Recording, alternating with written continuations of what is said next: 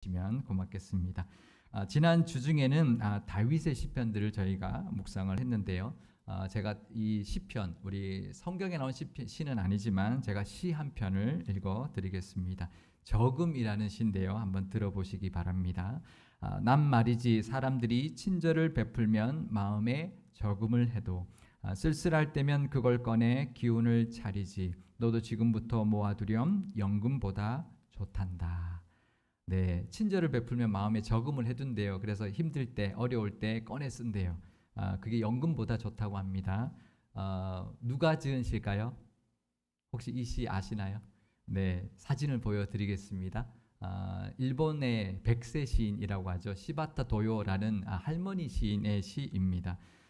이제 이 할머니가 98세에 시집을 처음 냈어요. 약해지지 마라는 한국어로도 번역이 되었는데 90세부터 이제 시를 쓰기 시작했습니다. 한 번도 시를 배워본 적도 없고 그 전엔 써본 적도 없는 분인데 90세에 시를 쓰기 시작했고요. 98세에 2009년 98세에 시집을 발간을 했는데 그 시집이 일본에서 150만 부가 팔렸습니다. 어마어마한 숫자죠.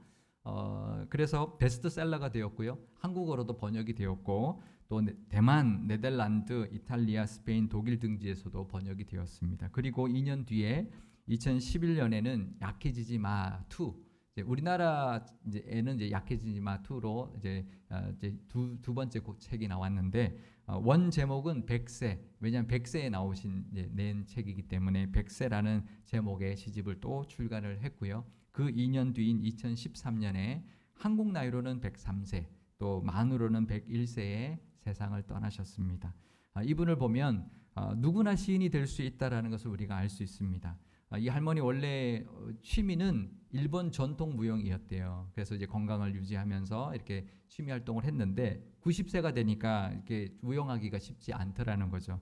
그래서 아들이 하나 있는데 아들이 권유를 해서 시를 써 보면 어떻겠냐. 그래서 90세부터 시를 쓰기 시작했고 98세에 이렇게 첫 시집을 발간을 하게 되었고요. 세계에서 최고령으로 데뷔한 시인이 되었습니다. 그 시집이 인기를 끌었던 이유가 뭘까요? 그 시들을 보면 한번 읽어보시면 뭐 인터넷으로 얼마든지 검색이 가능합니다. 시집을 꼭 안 사셔도요. 유명한 시들은 인터넷에 다 있는데요. 시어가 아주 뭐 아름답거나 또 뭐 철학적인 의미를 담고 있거나 그러지 않습니다. 그냥 담백합니다. 그냥 늘 일상에서 우리가 접할 수 있는 것을 그냥 평범하게 쓴 시들입니다. 그래서 그 비평가들은 뭐라고 말하냐면 이렇게 순수한 마음이 담겨 있기 때문에 사람들이 공감을 한 것이고 또 긍정적인 태도가 묻어 있기 때문에 사람들로 하여금 감동을 주고 있기 때문이다라고 그렇게 평가를 하고 있는데요. 이처럼 누구나 시를 쓸 수 있습니다. 저는 시를 쓸까요, 안 쓸까요? 네, 공학도 출신이지만 저도 가끔 시를 씁니다.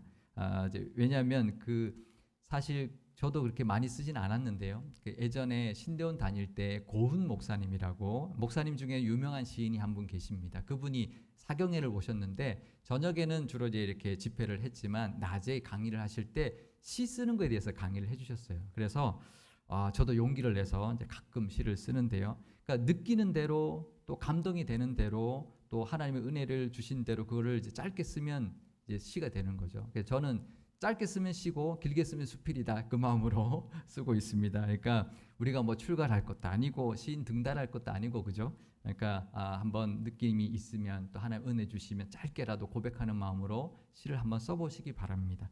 시 한 편 더 읽어드리겠습니다. 우리가 잘 아는 시인데요. 풀꽃이라는 나태주 시인의 시입니다. 자세히 보아야 예쁘다. 오래 보아야 사랑스럽다. 너도 그렇다. 우리 옆 사람 한번 인사해 볼까요?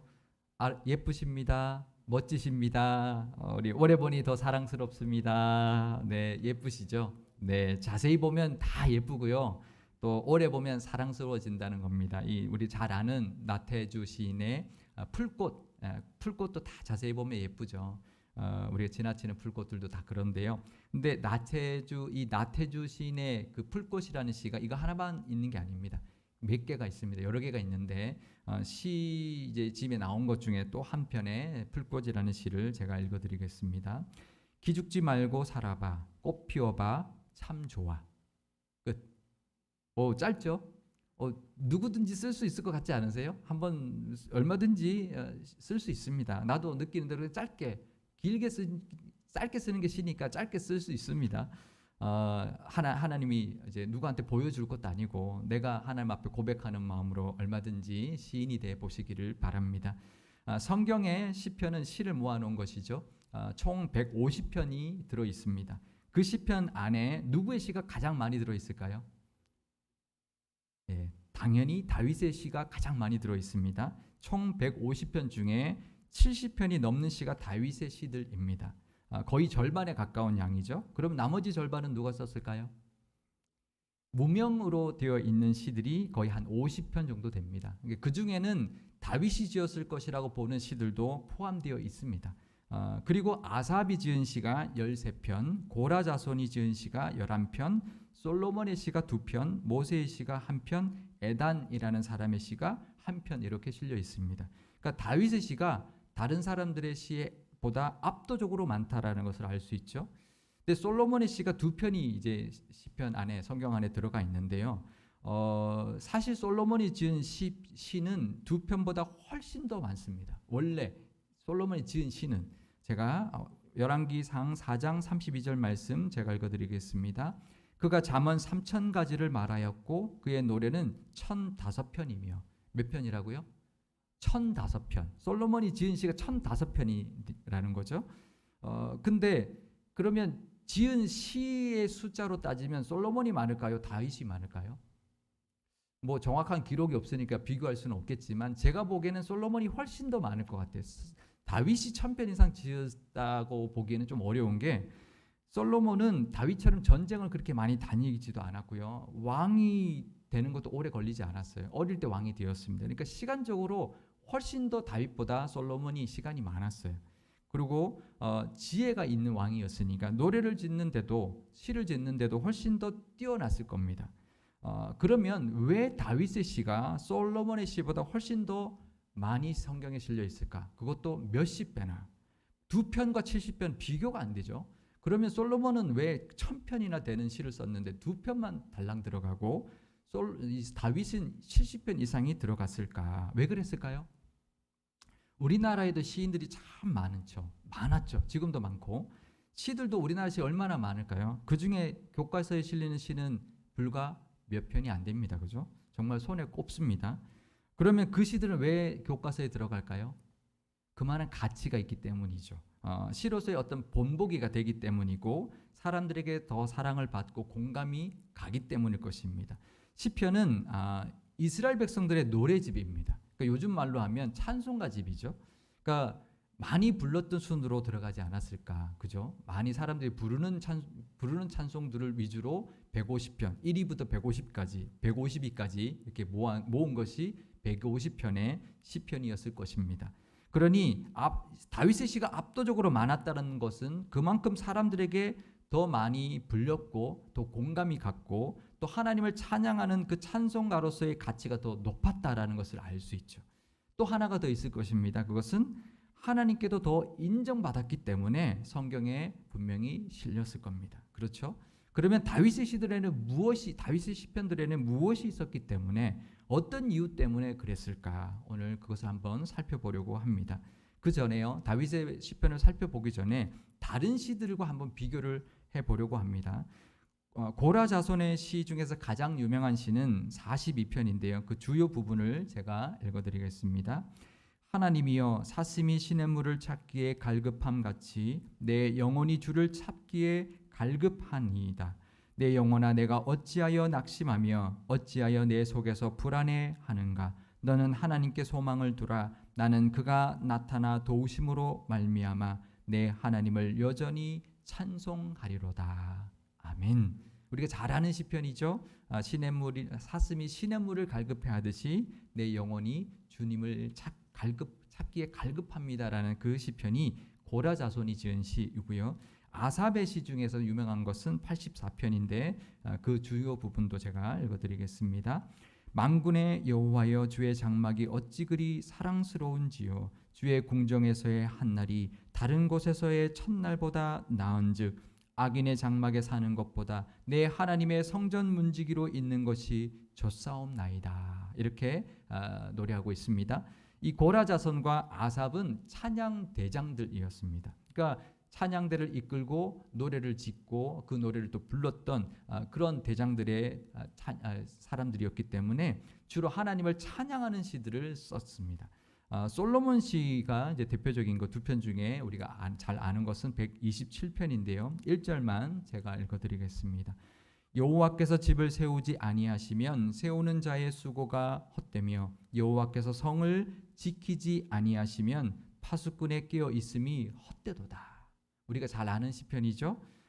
마치 이 잠언과도 같은 시편이라고 우리가 볼 수가 있습니다. 모세 시편도 제가 읽어드리겠습니다. 푸른 아침에 꽃이 피어 자라다가 저녁에는 시들어 마르나이다. 우리의 연수가 70이요 강건하면 80이라도 그 연수의 자랑은 수고와 슬픔뿐이요 신속히 가니 우리가 날아가나이다. 아멘. 이것도 우리가 잘 아는 시편이죠. 그러니까 솔로몬도 그렇고 모세도 그렇고요. 솔로몬은 지혜 왕이기 때문에 잠언 같은 시를 썼다라는 것을 우리가 볼 수가 있고, 모세도 지도자로 오래 있었기 때문에 명지휘관, 명철한 지도자로서의 그 지혜가 담겨 있는 지혜의 시를 썼다라는 것을 알 수가 있습니다. 그러니까 찬양 대장들은 하나님을 찬양하는 시를 주로 썼고, 지혜자들은 지혜의 노래들을 주로 썼다라는 것을 우리가 알 수 있는데요. 그렇다면 다윗의 시에는 뭔가 분명히 이들과는 다른 점이 분명히 있었을 것입니다. 그것을 함께 살펴보려고 하는데요. 다윗의 가장 대표적인 시편 23편을 제가 읽어드릴 텐데 앞의 시들과 어떤 차이가 있는지 한번 느껴보시기 바랍니다. 우리가 잘 아는 시편이지만 제가 다시 한번 읽어드리겠습니다. 여호와는 나의 목자시니 내게 부족함이 없으리로다. 그가 나를 푸른 풀밭에 누이시며 쉴만한 물가로 인도하시는도다. 내 영혼을 소생시키시고 자기 이름을 위하여 의의 길로 인도하시는도다. 내가 사망의 음침한 골짜기로 다닐지라도 해를 두려워하지 않을 것은 주께서 나와 함께 하심이라. 주의 지팡이와 막대기가 나를 안위하시나이다. 주께서 내 원수의 목전에서 내게 상을 차려주시고 기름을 내 머리에 부으셨으니 내 잔이 넘치나이다. 내 평생의 선하심과 인자하심이 반드시 나를 따르리니 내가 여호와의 집에 영원히 살리로다. 아멘. 어떠세요? 뭔가 좀 차이를 느끼시나요? 이 시편은 다윗의 가장 대표적인 시이면서 시편 전체에서도 가장 대표적인 시인데요. 이 시편만 봐도 알 수 있는 게 있습니다. 그것은 다윗의 시 안에는 삶이 녹아져 있습니다. 삶의 현장에서 고백이 들어 있습니다. 그러니까 솔로몬처럼 늘 평안한 삶 속에서 지혜로 지은 시와는 다르게 삶으로 경험한 것들이 스며들어가 있습니다. 또 찬양 대장들이 단순히 하나님을 찬양하기, 물론 찬양 대장들도 경험하고 그것을 또 노래하겠지만 그래도 그 이제 찬양하는 그 직분을 가지고 있으면서 찬양을 하는 목적으로만 지은 시들과는 다르게 다윗은 그 시는 처절한 삶의 현장에서 깨달은 하나님의 은혜를 찬양하는 것이죠. 그러니까 현장이 다릅니다.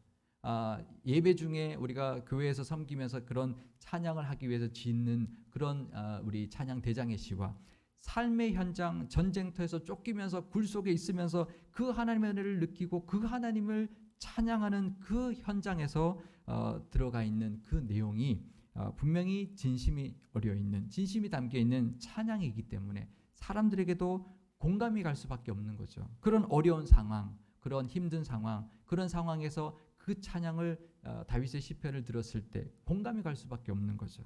많은 경험을 해본 사람의 시편, 많은 어려움을 겪어본 사람의 노래가 더 많은 사람들에게 위로가 되고 힘이 되기 때문입니다. 유행가도 그렇잖아요. 공감이 가는 노래가 훨씬 더 인기가 있습니다. 잘 부르는 노래가 아니고요. 공감이 가는 노래, 감동이 있는 노래가 더 인기가 있는 것이죠. 그리고 그 진심의 고백이 하나님께도 상달되었기 때문입니다. 다윗의 그 고백들이 다 하나님께도 상달되었기 때문에 그 시편 안에 들어가게 되었다라는 것이죠. 다윗의 시들의 특징이 몇 가지가 있는데 함께 나누어 보려고 합니다. 다윗의 시 70여 편 전체를 다 다룰 수는 없고요. 지난 주 중에 묵상했던 시편들을 중심으로 함께 나누어 보고자 합니다. 다윗의 시편의 그 첫 번째 특징은 뭐냐면 영적인 깨달음이 그 안에 들어 있습니다. 이 깨달음은 단순히 지혜로 깨달은 거와는 좀 다릅니다. 경험으로 깨달은 것이고요. 처절한 삶의 현장에서 뒹굴면서 하나님의 뜻을 찾고 찾다가 하나님 왜 이런 일이 저에게 있습니까? 그러면서 찾고 찾다가 무릎을 치듯이 뭔가를 깨달아서 영적인 깨달음을 얻어서 그 깨달음을 하나님께 고백하는 것이 바로 이 다윗의 시편의 특징입니다. 예를 한번 들어보겠는데요. 시편 143편 오늘 본문의 말씀 2절을 우리 함께 읽어보도록 하겠습니다. 주의 종에게 심판을 행하지 마소서. 주의 눈앞에는 의로운 인생이 하나도 없나이다. 이 시편도 다윗이 지금 핍박 가운데 어려운 가운데 하나님께 건져달라고 간구하고 있는 시편인데요. 근데 무작정 구해 주십시오. 이 위기에서 건져 주십시오라고만 기도하고 있지 않습니다. 왜 이런 일이 내게 일어났을까? 그리고 이런 일의 의미가 무엇일까를 고민하면서 기도하면서 깨달은 것을 고백하고 있는 거죠. 자신에게 심판하지 말아 주십시오라고 기도하면서요. 노래하면서요.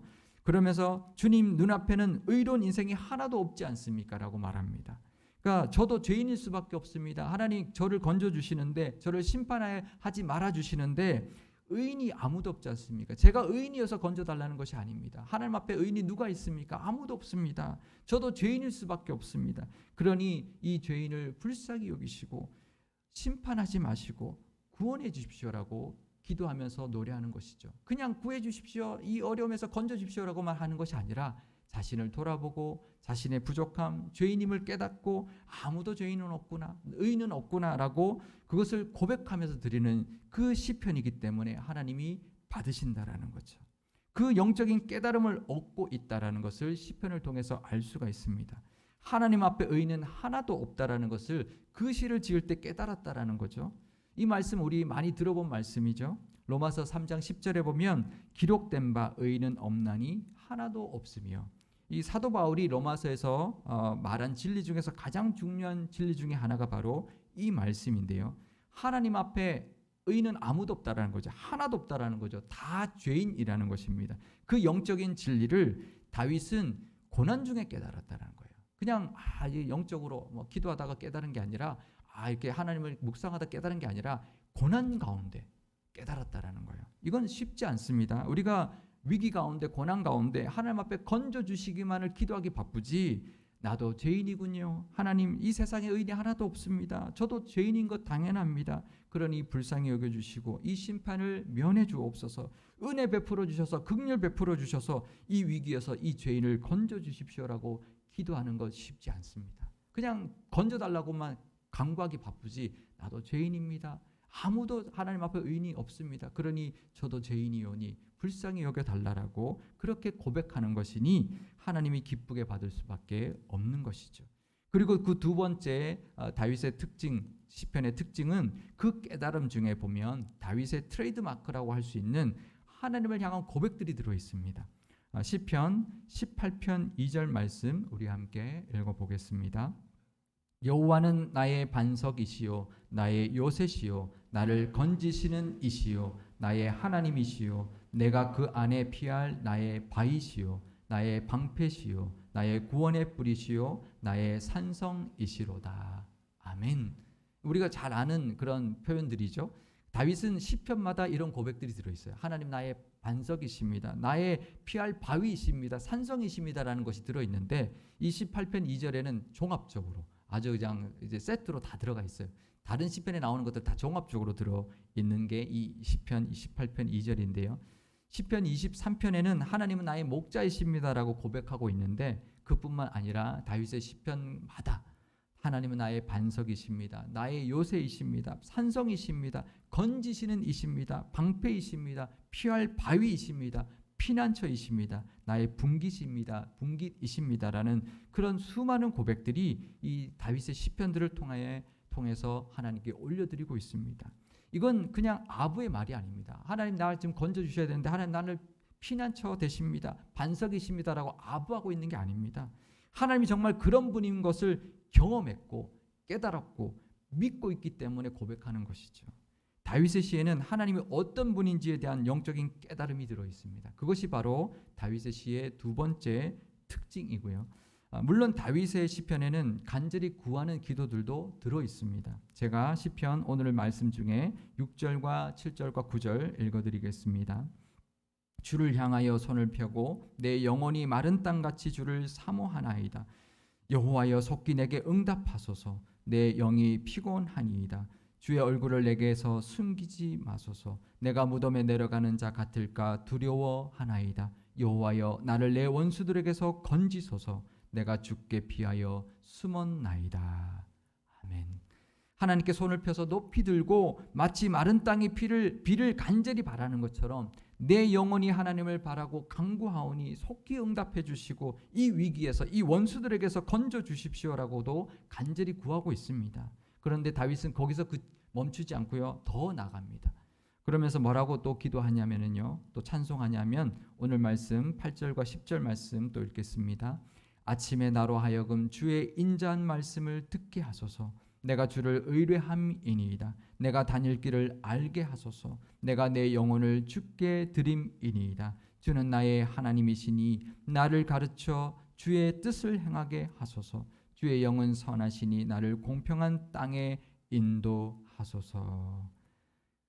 그러니까 간구하는 것, 구하는 것만 말하지 않고요, 더 나가서 하나님 나로 하여금 아침마다 주의 말씀, 인자하신 말씀을 듣게 하시고 내가 갈 길을 알게 해주시고 나를 가르쳐서 주의 뜻을 행하게 하시며 공평한 땅, 의의 길로 인도해달라고까지 기도하고 있습니다. 그러니까 문제를 해결하는데 급급한 게 아니라 더 영적으로, 영적인 성장과 또 영적으로 더 성숙된 모습으로 나아가기를 바라면서 그 인도함까지 하나님께 구하고 있다는 것이죠.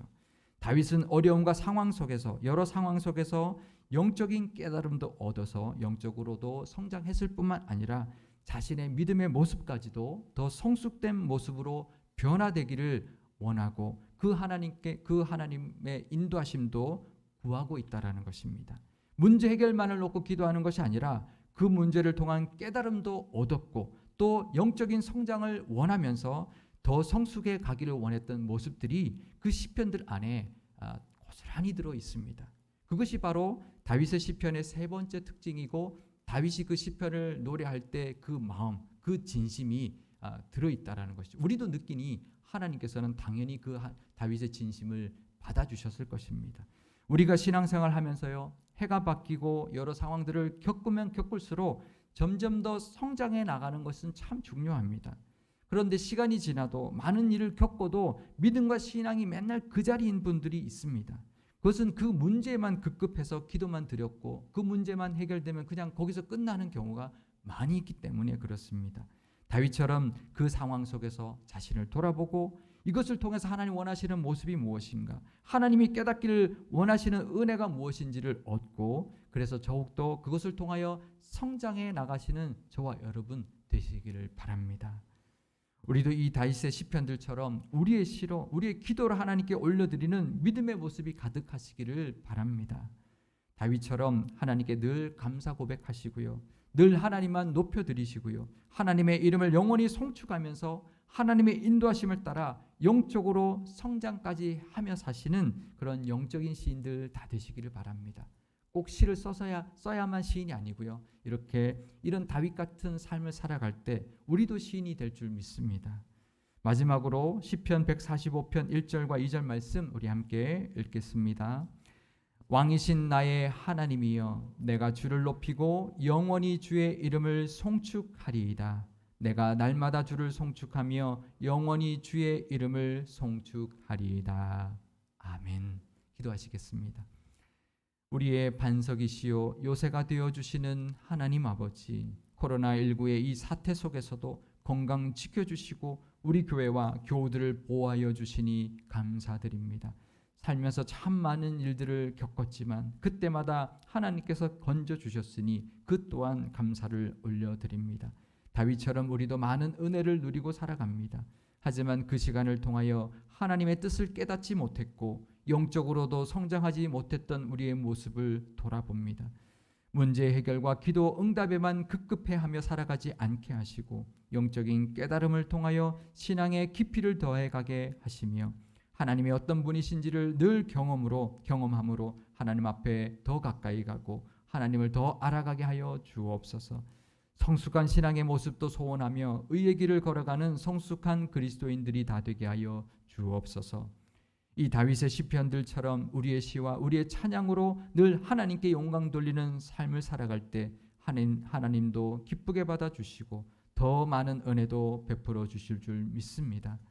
우리 교회도 그런 교회가 되기를 원합니다. 하나님을 향한 찬양과 감사가 끊이지 않는 교회 되게 하시고 지난 세월 동안 베풀어 주시고 이끌어 주셨던 수많은 은혜들을 기억하며 현재의 은혜에 늘 감사할 뿐만 아니라 앞으로도 하나님께서 부어주실 능력과 풍성함도 소망하면서 축복하는 사명까지 감당하는 교회 되게 하여 주옵소서. 우리 구주 예수님의 이름으로 기도드리옵나이다. 아멘.